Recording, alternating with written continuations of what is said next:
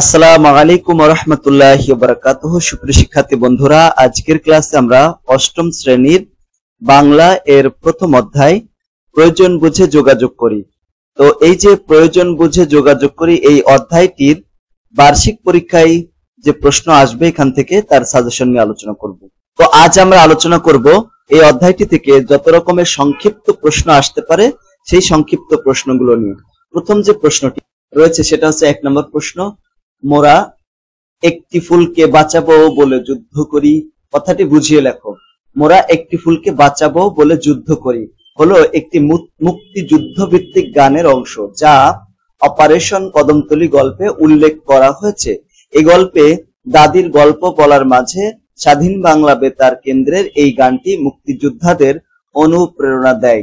এই দেশের মানুষকে পাকিস্তানি হানাদার বাহিনীর কবল থেকে রক্ষা করতে এই গানটি প্রবল শক্তি জুগিয়েছিল। তারপরে 2 নম্বর প্রশ্ন, গেরিলা যুদ্ধ কাকে বলে ব্যাখ্যা করো। যে যুদ্ধে নিজেকে লুকিয়ে রেখে শত্রুপক্ষকে আক্রমণ করা হয় সেই যুদ্ধকে গেরিলা যুদ্ধ বলা হয়। মানে নিজেরা পলায় থাকে এবং শত্রুদেরকে অ্যাটাক করে। গেরিলা যুদ্ধে শত্রুপক্ষের উপর হঠাৎ করে আতর্কিত আক্রমণ করে গেরিলা যোদ্ধারা নিরাপদে পালিয়ে যান। 71-এর মুক্তিযুদ্ধে পাকিস্তানি হানাদার বাহিনীর উপরে এদেশের সাহসী গেরিলা যোদ্ধারা গেরিলা যুদ্ধ করে তাদেরকে কোণঠাসা করে দেন। 3 নম্বর প্রশ্ন, কি আবার হবে আমার মতো ঘুম ধরবে কথাটি কতটুকু প্রাসঙ্গিক। কথাটি বলেছে অপারেশন কদমতলী গল্পের চরিত্র আন্না। দাদি রূপকথার গল্প বলেছিলেন, সেই গল্প শুনেছিল আন্না, মান্না ও চন্দন। চন্দনের কথায় জবাবে আন্না এ কথা বলেছিল। রূপকথার গল্প বলতে গিয়ে দাদি হঠাৎ করে জয় বাংলা রেডিওর কথা বলে ফেলেন। তাই চন্দন অবাক হয়, সে জানতে চায় দাদির ঘুম পেয়েছে নাকি। তারা মনে করেছিল দাদি বুঝি কথার খেই হারিয়ে ফেলেছে। মানে ঘুমের ঘরে মানুষ কথার খেই হারিয়ে ফেলে। এমন অবস্থায় চন্দনের কথার পরিপ্রেক্ষিতে আন্নার কথাটি প্রাসঙ্গিক ছিল। 4 নম্বর প্রশ্ন, রাক্ষসের গিলে খাওয়া এই মানুষগুলো একদিন দেখিস ঠিক ফিরে আসবে কথাটি কতটুকু প্রাসঙ্গিক। অপারেশন কদমতলী গল্পে চন্দনের দাদি বলেছিলেন কথাটি। এই গল্পের বর্ণনাকারী 1971 সালের মুক্তিযুদ্ধের ভয়াবহতা প্রসঙ্গের কথা বলতে গিয়ে বলে, মহল্লায় একটিও জ্যান্ত মানুষ নেই, সব গেছে রাক্ষসের পেটে। এ কথা শুনে দাদি প্রশ্নোক্ত কথাটি বলেন, কারণ তিনি জানান যে আড়ালের থাকা মুক্তিযোদ্ধারা একসময় বেরিয়ে আসবে। তখন হানাদার বাহিনীর বদলে পাড়ার পথঘাট মুক্তি সেনায় ভরে যাবে। একথার পরিপ্রেক্ষিতে দাদির কথাটি প্রাসঙ্গিক ছিল। 5 নম্বর প্রশ্ন, রাক্ষসে গিলে খাওয়া সে এই মানুষগুলো একদিন দেখিস ঠিক ফিরে আসবে। এখানে বাক্যের মাঝে কোন ধরনের ক্রিয়ারূপ ব্যবহার করা হচ্ছে এবং সাধারণ ক্রিয়ারূপের প্রয়োগে বাক্যটি কেমন হবে। তো এখানে উত্তর হচ্ছে 1 নম্বর এখানে বাক্যের মাঝে কোন ধরনের ক্রিয়ারূপ ব্যবহার করা হয়েছে, ঘনিষ্ঠ ক্রিয়ারূপ ব্যবহার করা হয়েছে। রাক্ষসের গিলে খাওয়া এই মানুষগুলো একদিন দেখে নিয়েও ঠিক ফিরে আসবে। তাহলে এটা হচ্ছে সাধারণ ক্রিয়ারূপের প্রয়োগে বাক্যটি এমন হলো। 6 নম্বর প্রশ্ন, তুই অপারেশনে অংশ নিয়েছিস। এখানে কোন ধরনের সর্বনাম ব্যবহার করা হয়েছে। এখানে ঘনিষ্ঠ সর্বনাম ব্যবহার করেছে। মানে সর্বনামের ক্ষেত্রে আপনি অপারেশনে অংশ নিয়েছেন, এরকম মানে যারা আমাদের সিনিয়র তাদের সাথে আমরা কিভাবে ব্যবহার করি এইরকম আপনি। 7 নম্বর প্রশ্ন, লিখিত উপায়ে যোগাযোগের সময়ে কখন নিজেদের চিন্তা, অনুভূতি ও চাহিদা প্রকাশ করতে হয়। প্রয়োজন ও পরিস্থিতির উপর ভিত্তি করে লিখিত উপায়ে যোগাযোগের সময় চিন্তা, অনুভূতি ও চাহিদা প্রকাশ করতে হয়। যেমন দূরবর্তী কোনো মানুষের সাথে যোগাযোগ করার জন্য চিঠি লিখতে হয়, আবার প্রয়োজন অনুযায়ী আবেদনপত্র, বিজ্ঞপ্তি, পোস্টার, লিফলেট ইত্যাদি লিখতে হয়। তারপরে 8 নম্বর প্রশ্ন, চিঠি, আবেদনপত্র, ইমেল ছাড়া আর কোন লিখিত উপায়ে আমরা নিজেদের চিন্তা, অনুভূতি ও চাহিদা প্রকাশ করি।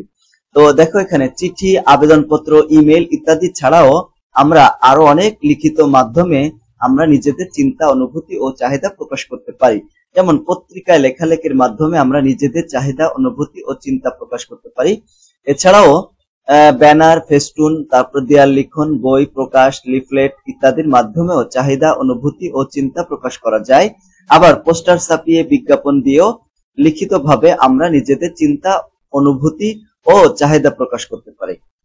9 নম্বর প্রশ্ন, অপারেশন কদমতলী এই গল্পের চরিত্রগুলোকে যেভাবে একে অপরের সাথে কথা বলতে দেখা গেছে বাস্তব জীবনে যোগাযোগের সময় আমরা কি এভাবেই বলি নাকি অন্যভাবে বলি?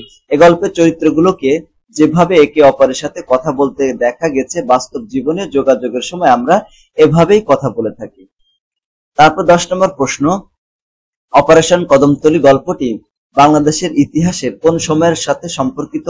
এই গল্পটি বাংলাদেশের ইতিহাসের মুক্তিযুদ্ধের সময়ের সাথে সম্পর্কিত, যা 1971 সালের 26শে মার্চ থেকে শুরু করে 1971 সালের 16 ডিসেম্বর পর্যন্ত ছিল। মুক্তিযুদ্ধের সময়ের শেষ দিকের গল্প এটি আর কি। অপারেশন কদমতলী শুরু হয়েছিল 1971 সালের 10ই সেপ্টেম্বরে গল্পটি শুরু হয়েছিল। এরপর 11 নম্বর, অপারেশন কদমতলী গল্পের মতো কোন গল্প আগে কখনো পড়েছো কিনা? কোন গল্প পড়লে সেটা কি নিয়ে এবং কার লেখা? এ ধরনের গল্প আমি আগে পড়েছি। সেই গল্পটি মুক্তিযুদ্ধ নিয়ে লেখা। গল্পের নাম অপেক্ষা, লেখক হচ্ছে সেলিনা হোসেন। আমি আরেকটি মুক্তিযুদ্ধ ভিত্তিক গল্প পড়েছি, সেটির নাম হচ্ছে তোলপাড়, লিখেছেন শওকত ওসমান। এভাবে লিখতে পারো। এরপর 12 নম্বর, অপারেশন কদমতলী গল্পের যে কোনো একটি চরিত্র সম্পর্কে তোমার মতামত দাও। অপারেশন কদমতলী গল্পে চন্দন চরিত্রটি আমার কাছে খুব ভালো লেগেছে। চন্দন চরিত্রটি একটি কিশোরের। গল্পে কিশোরটি খুব সাহসী এবং চালাক। সে একজন শিশু মুক্তিযোদ্ধা। কদমতলী থেকে হানাদার বাহিনীকে হটানোর জন্য সে মুক্তিযোদ্ধাদের সাহায্য করে। পাকুড় গাছের মগডাল থেকে সে মুক্তিযোদ্ধাদের সবুজ সংকেত দেখিয়েছিল এবং সেখান থেকে নেমে সেই খবর দৌড়াতে দৌড়াতে বিভিন্ন এলাকার পৌঁছে দিয়েছিল।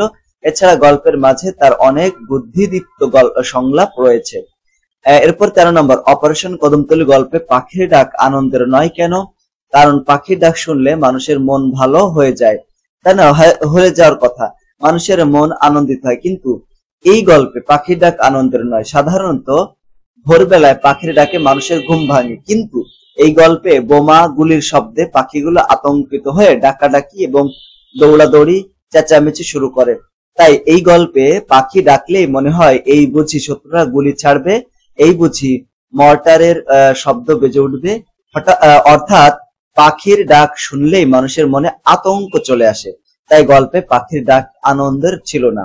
তারপরে 14 নম্বর প্রশ্ন, সর্বনামের রূপ অনুযায়ী ক্রিয়ার কি ধরনের পরিবর্তন হয় তা উদাহরণ সহ লেখো। সম্বোধন অনুযায়ী সর্বনামের রূপ 3 ধরনের হয়ে থাকে। যেমন সর্বনামের রূপ অনুযায়ী ক্রিয়া রূপের পরিবর্তন হয়। যেমন দেখো, তুমি কি স্কুলে যাবে? এখানে সাধারণ সর্বনাম অনুযায়ী ক্রিয়া হয়েছে।